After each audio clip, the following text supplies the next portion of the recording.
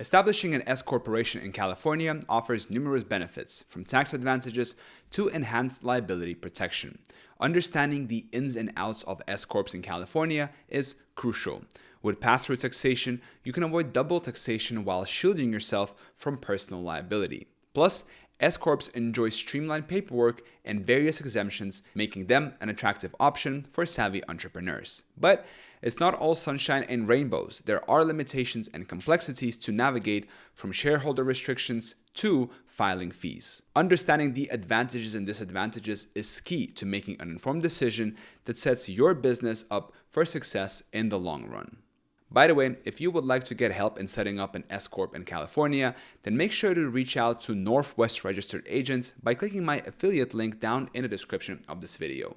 They are professionals and they'll be able to help you out with any legal questions you have. Plus, clicking on my link doesn't cost you anything extra and it helps me support the channel. And with that in mind, let's get started. The first thing you need to do is pick a name. But it's not just about finding something catchy. You need to ensure no one else has already claimed it.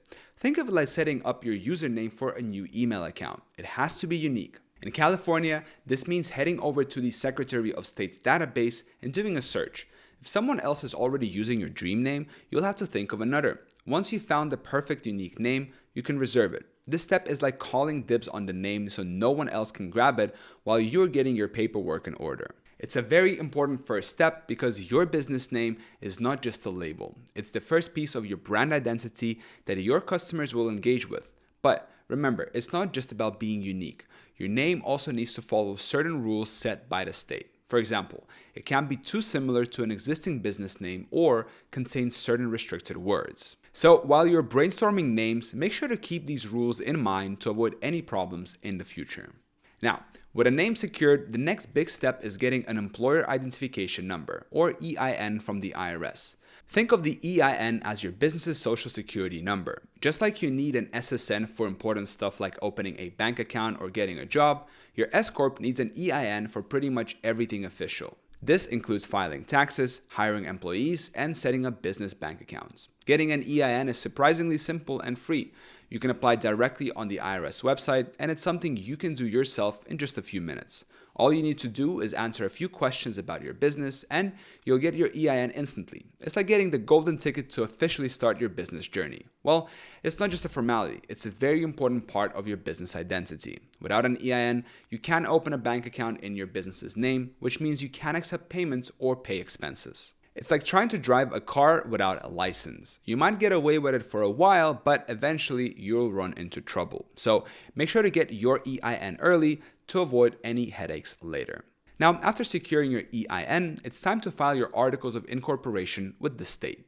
This is where things start to get official. Filing your articles of incorporation with the California Secretary of State is like announcing to the world, and more importantly to the state of California, that your business exists. These articles are your business's birth certificate. They include key details such as your business name, purpose, and information about your registered agents. That's the person or company that will handle your legal paperwork. Submitting this document comes with a fee, but it's a very important investment in making your business legit.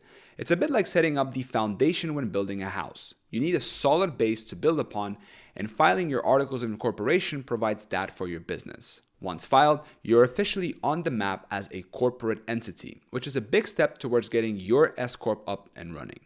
The important thing is to make sure it's done right so you can start your business journey on the right foot. After filing your articles of incorporation, you need to choose a registered agent for your S Corp. This might sound fancy, but it's essentially picking someone who agrees to receive official papers on behalf of your business. This person or company acts as your business's point of contact for legal documents, tax notices, and lawsuit papers. If someone sues your company or you need to receive important government documents, you won't miss them because your registered agent is there to catch everything and inform you immediately. Choosing the right registered agent is really important because they're like the official representative for your business, making sure you receive important legal documents and helping keep your business in good standing with the state. You need someone reliable who can catch anything thrown their way because missing a legal notice can lead to big problems like fines or even losing your good standing with the state. This person or service needs to be in California, available during business hours, and okay with their address being public record. It could be you, a friend, or a professional service. Registered agents provide a peace of mind that nothing gets missed. With your registered agent in place, the next step is creating your corporate bylaws. Now that your S Corp is starting to take shape, it's time to set some ground rules with corporate bylaws. Think of bylaws like the rule book for your company's game plan. They outline how decisions are made, how meetings are run, and the roles of directors and officers. This step doesn't involve the state directly. You don't have to file these bylaws with any government agency, but they are very important for internal organization and legal compliance. Writing bylaws might seem daunting, but it's really about deciding how you want your business to run. Who gets to make what decisions? How often will you meet to discuss business matters? How do you elect people to positions, and what are their duties? Bylaws provide a clear structure for these and other questions, helping prevent conflicts and ensuring everyone is on the same page. Although it might seem like a lot of formalities, having this blueprint is invaluable for smooth operations and long-term success. After your bylaws are set, it's time to build your team by appointing your board of directors. These are the people who will oversee the big picture direction of your S Corp. They're like the captains of your ship, guiding it through the sea of business. Initially, you might be wearing multiple hats, including being a director yourself, but it's important to formally assign these roles. Once your directors are in place, hold your first board meeting. This isn't just a casual get-together. It's a formal occasion where you'll make key decisions about the future of your S Corporation. You'll adopt your bylaws, officially issue stock, and appoint officers like CEO or president. This meeting is very important because it sets the foundation for how your business operates. It's also a legal requirement to document these decisions in meeting minutes, which act as a record of what was discussed and decided. Think of this step as your business's official launchpad, where strategic decisions are made and documented to propel your company forward. California requires the S Corps to hold an annual meeting for shareholders and directors. This isn't just a formality, it's a legal necessity to keep records of decisions and ensure everyone's on the same page. Whether you meet online or in person, make sure these meetings are documented. Issuing stock is a fancy way of saying that you are dividing up ownership of your company. Each share of stock represents a piece of the company, and issuing it is how you distributed that ownership to your business partners or investors. This is a very important step because it officially records who owns what percentage of the company. You'll decide how many shares to create and then distribute them according to investment or ownership agreements. This process needs to be documented carefully, including who owns the shares and how many they own. This documentation is important not only for internal records, but also for legal and tax purposes. Think of issuing stock as the moment when you and your co-owners officially say, "This is our company and this is our part in it."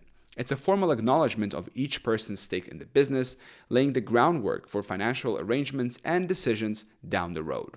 Once you're officially an S Corp in the eyes of California, you'll need to file a statement of information.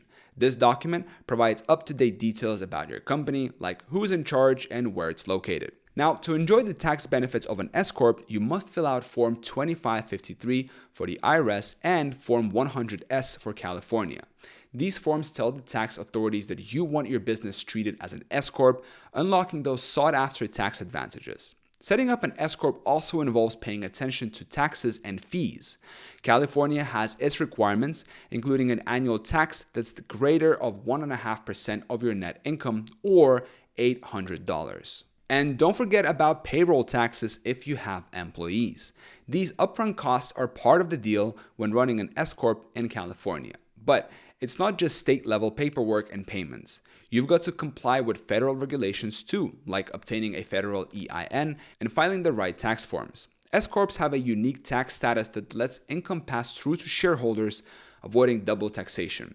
It's one of the big perks, but it comes with its own set of rules. Lastly, don't overlook local requirements. Depending on where in California your business operates, you might need a local business license or permit. And don't forget that if you would like to get help in starting your own S Corp in California, then make sure to use my affiliate link down in the description of this video and sign up with Northwest Registered Agents. They're professionals and they'll be able to help you out with any legal questions you have. Plus, clicking on my link doesn't cost you anything extra and it helps me support the channel. Thank you so much for watching. Till next time.